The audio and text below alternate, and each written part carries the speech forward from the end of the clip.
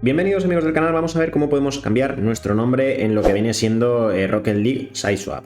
Esto no se puede hacer directamente desde el juego, ya os lo garantizo, porque normalmente pues, nos tendríamos que ir aquí a los ajustes del juego, a nuestro perfil, y pues aquí en teoría debería dejarnos un botoncito para poder cambiar nuestro nombre. ¿Qué pasa? Que los que hayáis iniciado sesión con Epic Games no os va a dejar.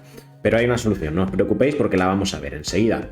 Lo que tendremos que hacer será dirigirnos a nuestro navegador de confianza o bien a la app de Epic Games. Yo lo voy a hacer desde el navegador porque es mucho más cómodo y fácil para todos, ¿vale? Entonces en vuestro celular os vais aquí a Epic Games, entráis en inicio y lo que vais a hacer es hacer clic en estas tres rayitas de arriba a la derecha y le vais a dar a lo que viene siendo el icono de esta persona, o sea, de la personita que es para iniciar sesión. Entonces vais a iniciar sesión en vuestra cuenta. Como veis ya he iniciado sesión, aquí me sale el mismo nick que tengo en el juego porque es la cuenta en la que tengo la sesión iniciada del Rocket League. Y me voy a ir pues ahora al apartado de cuenta.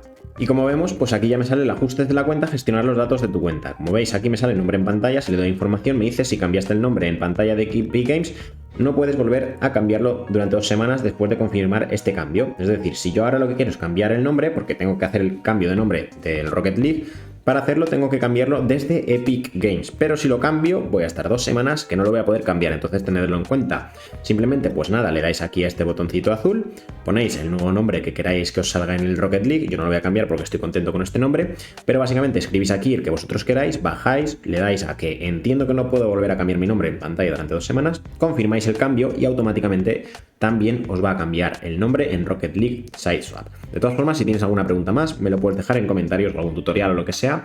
Suscríbete y deja un like para apoyarme, por favor.